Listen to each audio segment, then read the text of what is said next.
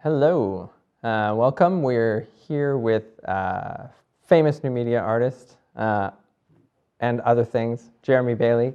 Jeremy has a blend of performance art and technology in his artistic practice, but he wears an incredible number of hats, sometimes simultaneously, sometimes as augmented reality, as we can see here. The Lean Artist program is one of the reasons we've been talking with Jeremy over the last year. This idea of blending corporate startup culture with artistic production. Jeremy also wears the hat of head of experience at FreshBooks, so a wide variety of things. So welcome. How are you doing today, Jeremy? Great. Thank you for having me. Yeah, thanks for the introduction. Big fan of yours too, Ryan. Thank you. Well, let's start with the basics. We're talking to the different people who've been involved in the Digital Economies Lab, and maybe we can just start with what drew you to the project and why you accepted our invitation to help sort of shape the Digital Economies Lab. Yeah, I mean, for me, first of all, personally as an artist, it's an important topic for me, just because in my own experience, though I have every advantage by sort of the privileged knapsack terms, like intersectionally, and even just from a background, I don't have any student debt. I came out of school with every advantage, and I still struggled, to establish a career as an artist where I could live and sustain life as an artist. And so it starts with just this awareness that has increased to a point where I couldn't ignore it. I couldn't ignore it early on, but to the point in my life now where it's just all around me all the time, that artists are out creating a lot of what we consider meaningful in life, but are personally not, feel unrewarded remuneratively for that effort. And it's a privilege to make art is often the kind of the counter argument, and it's one of those dream jobs. And there are more artists making art and living from making art today than there ever have been in history.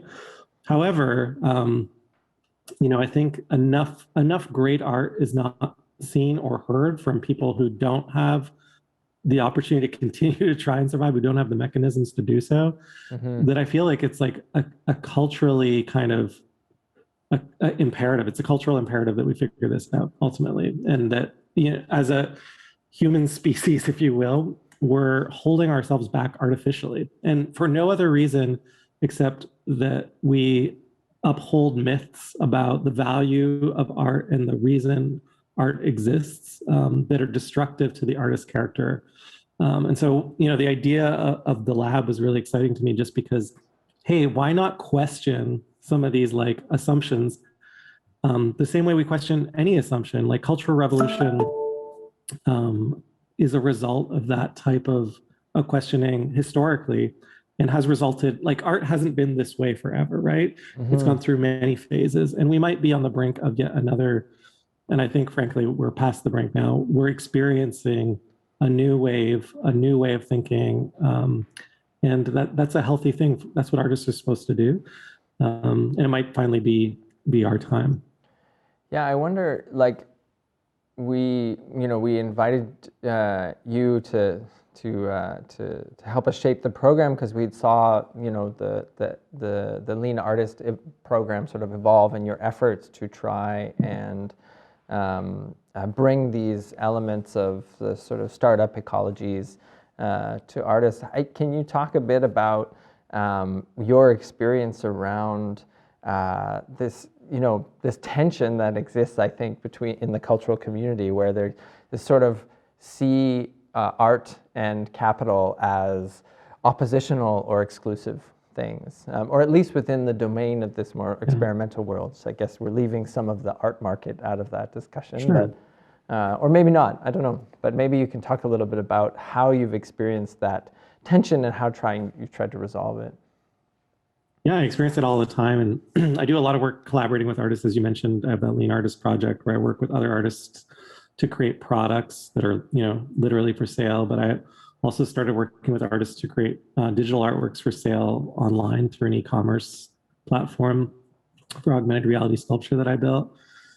I think, and so in all of these encounters, I almost always run into the same thing, which is a skepticism in regards to capital, like with a big C, but specifically that it is this corrupting force, right? And that art is this pure being.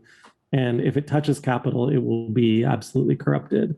I think it stems from, there's an art historical trajectory there. And it does include the private art market too, because even artists I know who have made money in the private art market, there's the old saying and cliche that, you don't want to be an artist at an art fair, like it's like being a cow at a butcher or something like that, or like, and you don't want to, the idea of the private market was like offload the financial responsibility from the artist to the gallerist, right? And they'll leverage their relationships with rich people to help you, and all you have to do is focus on making great work, right? That's the old kind of model. So I think it exists in both worlds. There are many, many worlds in the art world, of course, but this idea that art is pure and if it touches capital, it is corrupted, does persist. And I think in a way, there's a healthy skepticism. And for me, anyway, I trace it back to, there are many, many kind of movements and collectives. And for me, anyway, Fluxus in the 1960s is probably one we're still being influenced by, and that I'm currently influenced by. And specifically, the reaction of the manifesto, the Fluxus manifesto, against the bourgeoisie. That art does not belong to the bourgeoisie, and it's not for the bourgeoisie. And I think, in a way, it's actually similar to the spirit I was talking about earlier, which is like, if you really think about it, if the artist feels they're losing power in the relationship, the original gesture was to reclaim power, right? The Fluxus gesture was like, art's not going to be on the walls anymore. It's going to be experiential. It belongs to all of us. It's like a proletariat movement. Yeah. And so, but that gesture actually is not different from the gesture that, I think we're seeing now, where artists are like, I deserve to make an income. My freedom and prosperity depends on it. And so the tension, I think, is obsolete to a certain extent. And the reason I would posit that is because, well, there were successive generations and decades after Fluxus that investigated capital, specifically via technology during video art movement, and then via the computer art movement, and then internet art movement that came after, where artists critically investigated the capital power and subverted capital as a manner of expression, right? And they embedded their identities within that. Like, you can take Nam June Paik and his idea that a Coca-Cola commercial is painting, and he was able to sustain a career as an artist, be a flux. He was able to balance it all out, right? Because he was actually more aware. He was hyper aware of the context. Do you think that dematerialization is do you think that is being kind of, because it was a very radical gesture to try and counter and create a kind of a reclamation and a distribution of the art experience within a wider public. Do you think that is being sort of, are we seeing an interesting hybridization of that as experience, it becomes much more,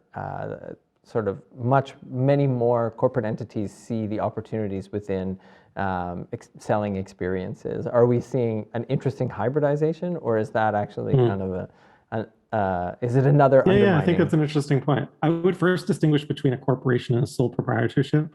Right? Like, as sole proprietors, artists, who work for themselves, they actually, all the risk is embedded in their body, and all of the expropriation is their own. Like, they choose how they're going to, use their labor to express value. And so if they monetize that, there's no one's taking advantage of them. Whereas in a corporate environment, in theory, unless it's a not-for-profit, and you can incorporate as a not-for-profit, right? Just to get it semantically right in terms of the Canadian government. In a not-for-profit, what you're doing is you're saying, hey, I'm not going to serve a shareholder or external profit maker. I'm not going to try and expropriate or steal any labor here. Any excess labor that I'm able to monetize, I'm going to put back into the growth of this social, enterprise. Artists can operate the same way, and even within a not-for-profit, right? you can pay yourself a salary, right? Like you can value labor.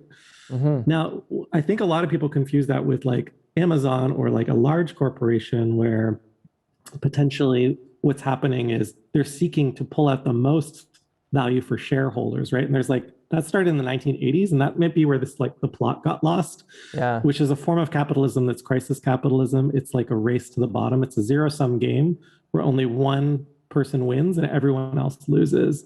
Yeah. But cooperatives and not-for-profits and other ways of monetizing labor have existed as a matter of sustaining activity forever, right? Like, you wouldn't call like the the metalsmith in medieval times like a capitalist. You'd say this person has a craft. Yeah. They're offering it, and they're mastering it, and they're offering it as a service to others, and we're going to pay them for it. Well, we've thought a lot about that here too. I remember at one point we were looking at just prior to the DEL, like how sort of different governance models, and particularly a place like England, which has that also the I can't remember the right name right now. It's like the third, the sort of an extra bottom line. It's like in between not-for-profit, kind of an ethical corporation structure. Oh, like a B Corp in the United States. Yeah, and so there are administrative and governance tools, because there's also the other semantical thing of we are not-for-profit but also a charity, and those are actually two separate Charity things. is a different entity, not-for-profit actually. without being a charity. Yeah. And those things change what you can do. And if we had, more and different governance structures, because the not-for-profit has its own baggage and its own administrative weight, which actually takes up a lot of space in an organization and transforms it. And is there another and third and fourth? I mean, I think people are doing it informally, but it would be nice if there were leverages from a sort of governance perspective.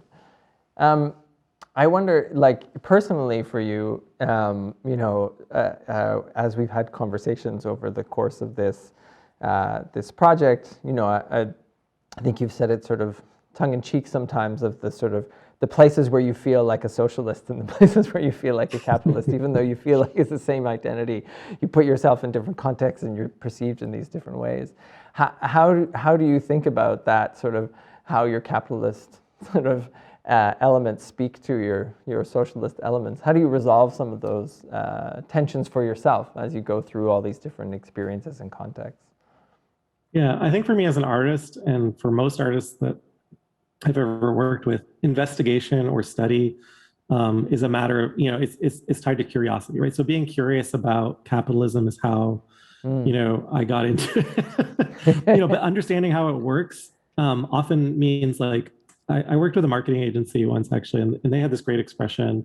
This is my day job at FreshBooks, but they're like, we should try things on as the same way we try on a sweater when we go shopping or whatever, we try on different clothes. Trying it on can help you come to understand what it means to you and how it's reflected in your identity. And to ignore it would be like, first of all, you can't. You're probably wearing it. You're just not even aware. Like it's a little bit of an emperor's clothes kind of situation, right? Yeah. We're all wearing this outfit. And as an artist, I think it's important to actually be self-aware of that and to consider what it means. And so that paired with there are socialist ideals that are flawed as well. I think it's important to recognize that the social contract at the end of the day, actually be, in line with the goals that we're seeking, right? And even aligning on that, that's a values-based discussion, which should endure regardless of the contextual parameters. Well, and I think what's interesting about what you say there, and what I see in the different ways that you try on the different elements of your practice administratively and all of that, is that these things are not, they can coexist, right? And they often have to coexist. That it's, you're not, there's not an exclusive aspect to any aspect of our identity either. Our personal identity is made up of different relationships. And so your professional and artistic identities can have those things too. They can coexist in the same place. Absolutely. Sorry, go ahead. No, absolutely. I agree. Yeah. I was going to turn back a bit towards the DEL and how participants here, one of the things that we found really interesting is I think how they sort of challenged our assumptions about technology and how we thought technology might be used in the program, a kind of zig to our zag, if you will. There was a lot of movement towards sort of building networks of care. Have you seen that in other programs that you've done, and how that kind of, in some ways, and this was even before the pandemic, I think, like before we knew such a crisis would happen, there was still a real desire to push back against technological assumptions. Yeah, I mean, I think artists, especially, always, not always, but many take on a communal aspect to the work, right? And I still think like the Flexist imperative was community, right? And communes actually of that time, produced a lot of art, right? A lot of those still exist, like Arcasante in Arizona. Like the ideal is like, what if we could all go away to an island and commune to create a better society? And I think so that's like a utopia that is like always just over the horizon, similar to augmented reality, if you will. But I have seen it. Like when I did Lean Artist the last time in Chicago, all of the projects had a community orientation. That said, I found the people that I work best with also like have that community awareness. And I say that because like I've identified two types of artists, and I know there are many, many types of artists, but like there is the type of artist that is like selfishly driven and is like believes that art is this kind of sanctuary for individualism, for like self-expression and identity, like the unitary kind of, I'm going to make a thing and I should be allowed to make whatever I want. And that's absolutely true. But then there's another type of artist that is more socially minded, is considering the sociology of, in regards to the context of their art making. And those artists are the ones that I tend to work better with, to be honest with you, because they've acknowledged that the audience matters. The other type of artist might be like, yeah, the audience doesn't matter. Whatever I do, if they like it, hey, great. Yeah. But this type of artist is like the opposite. They're like, well, I have to really care for my audience or community. I have to nurture it.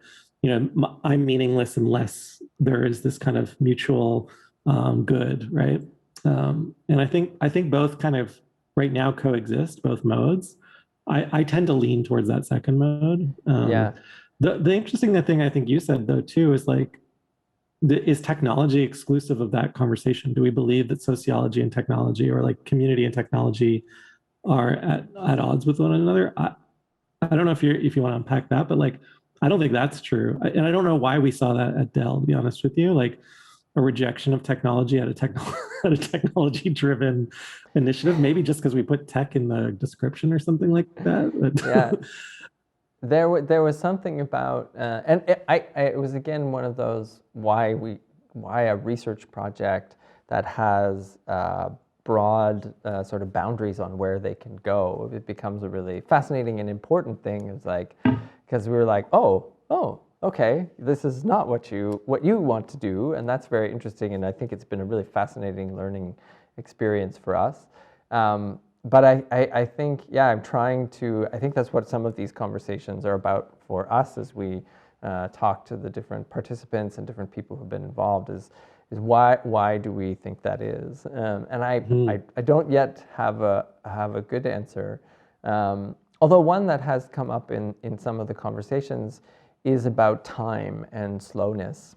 And that, I think, occurred even as the pandemic became more serious and the consequences began to be felt within the people's particular communities, of taking the time to consider and figuring out ways that longer, more considerate approaches to development were made possible.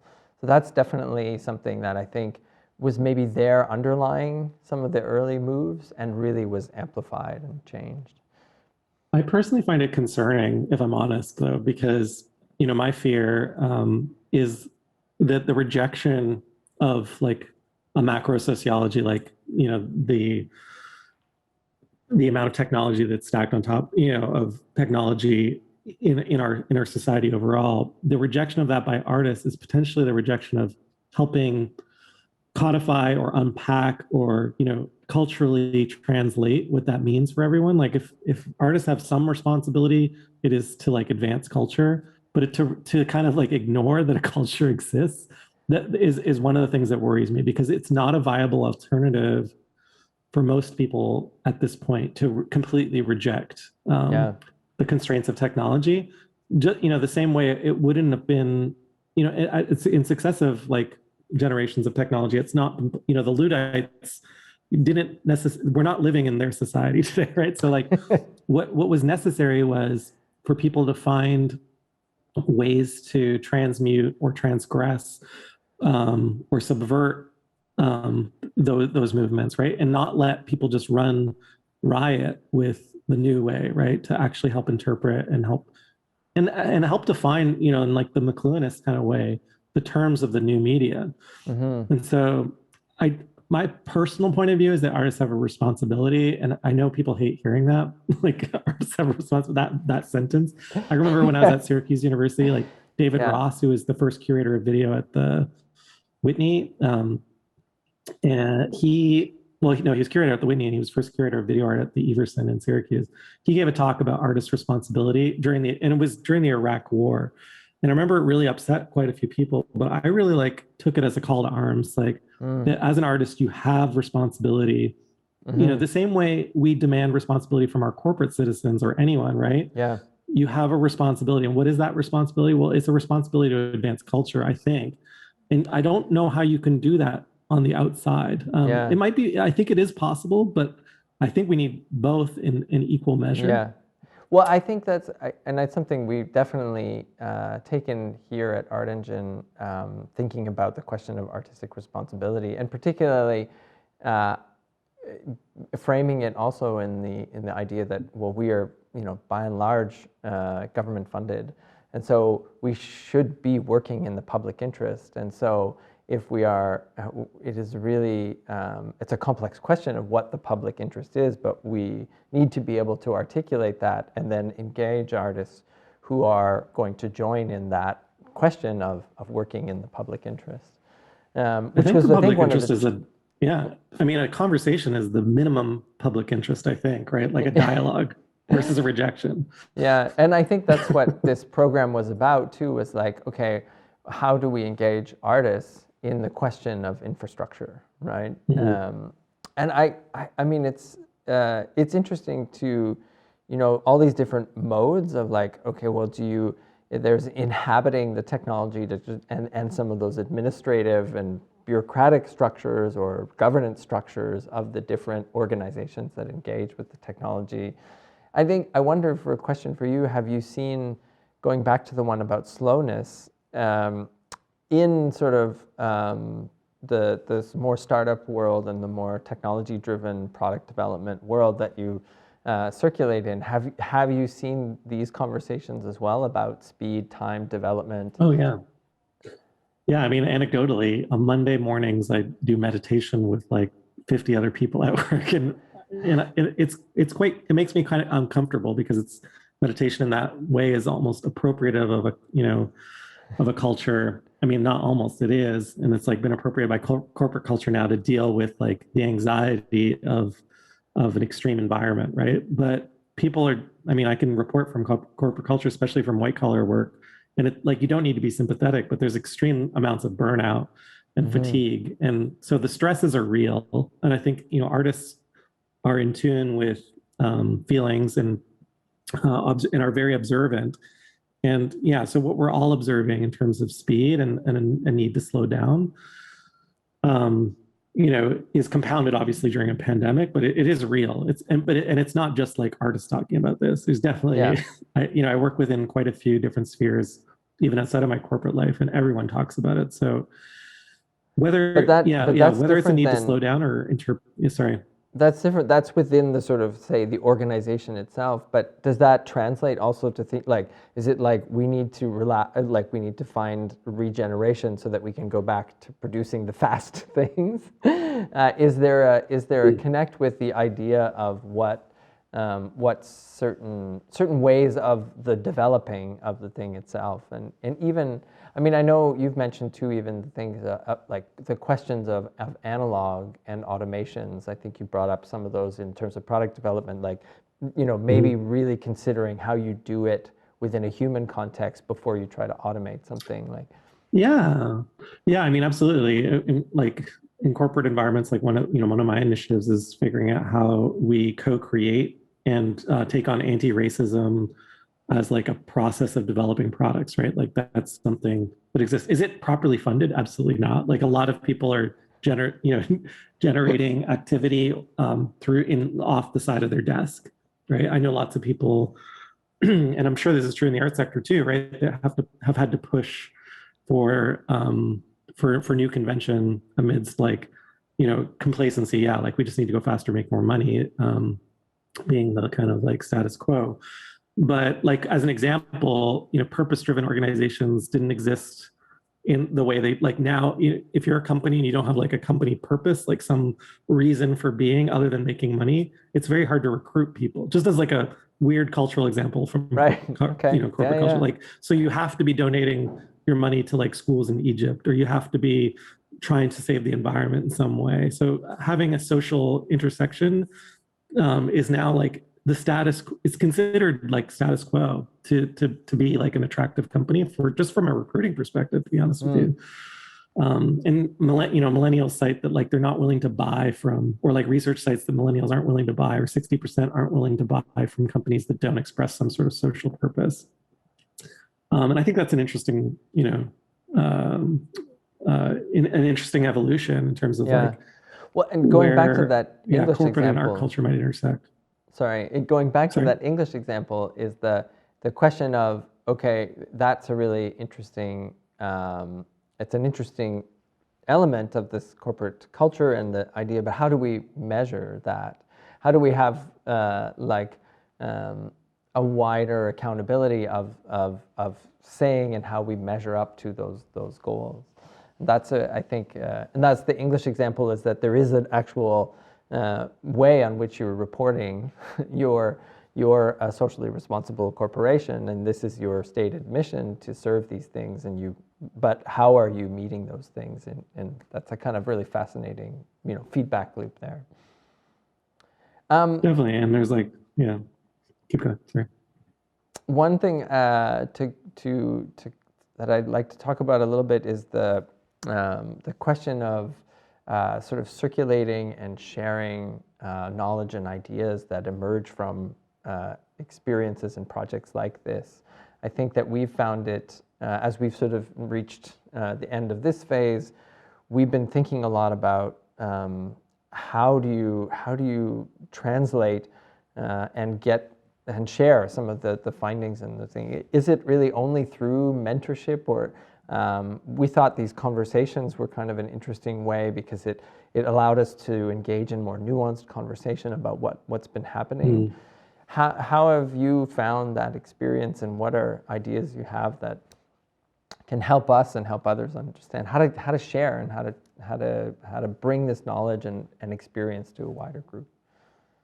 Yeah, I mean, I'll just speak from personal experience. I really think the learning happens only when you try it on, so only by making. As an artist, that's like a primary mode of learning. It's experiential. It's getting, it goes on, unfortunately, back to like the cliche of the Bauhaus or whatever, but you have to, you have to learn the tolerances of wood to really understand, by actually touching it. You can't just look at it and read about it. And it's unfortunate because I'm like anyone else. I want to sit around in a salon and with friends and just like gossip about the future all day. But I honestly would encourage anyone who, skeptical or not, for example, let's take NFTs. Like you can definitely be like me, and I'm super skeptical of a lot of their nature. But then a lot of the platforms are actually created by artists. They're actually like hand rolled by artists. Several of them, like Casey Reese has one.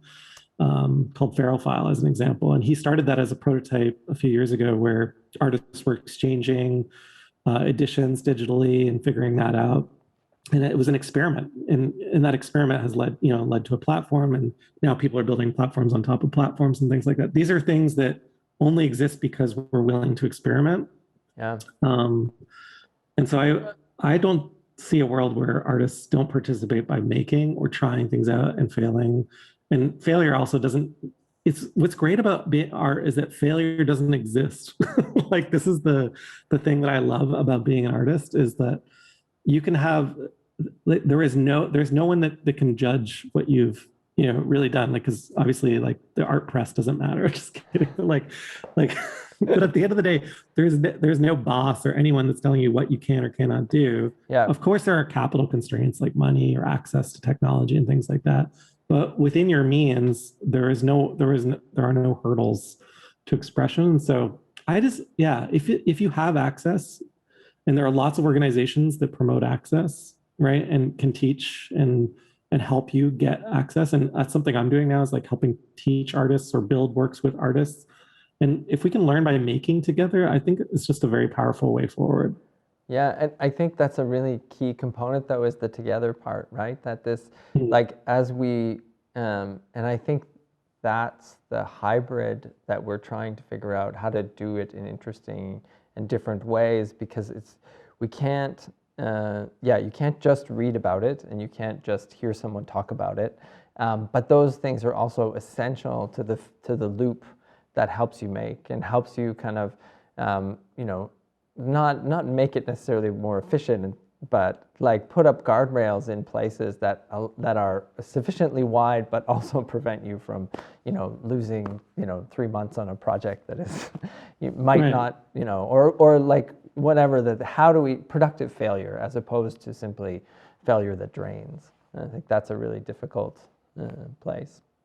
Yeah, just remind you or like one thing just to remember is that a lot of tiny experiments add up to macro change, right? Like a lot of Yeah. tiny little efforts, little sketches, little drawings add up to big master paintings, right? Yeah. Yeah, and I think the question of what those, we know what sketching looks like in the painting form, right? And Yeah. I go through this as a teacher with students all the time. Like what I teach a lot of first years, and I get them in this moment where they're coming really from high school and they mainly know, teaching, painting, drawing. They make video in their everyday lives, but not necessarily have a deeper understanding of the technology as a creative tool. So trying to get them to understand what it means to sketch and build a project within a technological framework. It's interesting. Yeah. I think of it as like a solved problem. Like that's what the exhibition, that's why exhibitions exist. But you're right, like within certain new forms, the exhibition is no longer a white cube. Yeah. I thought relational aesthetics probably, like I don't know if that's still taught, but like, and when I was a student, that helped me take the leap into, an exhibition can exist as a way of life. But, Yeah, well, we have a lot of it's a joke within the department that I share with all the students that basically like all courses are media arts courses now in art school, which I think is amazing. Like the painters have to figure out a way to mediate and share their works through a mediated experience, and then have these mediated, network-based discussions. So it's quite fascinating and fun. Well, I think the arc of our conversation is maybe getting to a close. Thanks. We didn't talk about NFTs. I know. Well, you mentioned it, and I thought, should we go there? But that's like a rabbit hole that maybe we'll fall down. Well, the only thing I would add in that regard is that, so for years and years, I don't know if I have it on my bookshelf here, but there's a book called Overworked and Underpaid by this guy Trevor Schultz. He teaches in New York. It's relevant, but the book is about platform cooperativism. But this idea that in the future, artists would come together, and because the parts are so cheap, like, remember how you could go to Radio Shack in the 80s and build, you could build a radio yourself? Yeah. Right? Like that seems like a quaint idea, except that does exist today. It exists with like internet technologies, and you can actually like build like a platform with off-the-shelf parts and some simple instructions. And so what we're seeing right now is exactly what Dell, conceived of, not necessarily just NFTs, because there are actually myriad of artist experiments right now, including like people doing drops and like ticketed sales for experiences, all kinds of things that leverage technology to monetize their practices, but not just to monetize them, but also reach new audiences. I think what we're seeing right now is like kind of this golden age of artists actually cooperating to own the means of production. And that would be like the one thing I'd just love to leave the audience with, which is like, at the end of the day, like to be a true like anti-capitalist, you would want to appropriate the means of production. That's always what I pursued. And personally, queer it if you can. That's like my own personal philosophy, but like turn it upside down and misuse it for your own purposes. But we're actually seeing that like the wave is just building, and I foresee like this is the opportunity and for artists to get involved right now and to chart a future where our futures aren't dictated by corporate citizens who believe they know what's right for culture and for artists, but it can be determined by ourselves. And I just think that, I just want to leave our audience, if you can get this message out, go out, like seize the means of production. We definitely can. Yeah, okay. Now is our time. No, that's Artists great. of the world unite. That's a great way to. Of course, I have like 17 more threads that I'd like to follow now that we've said that, but we'll leave that for another conversation, and we'll have you back and chat in this way again soon.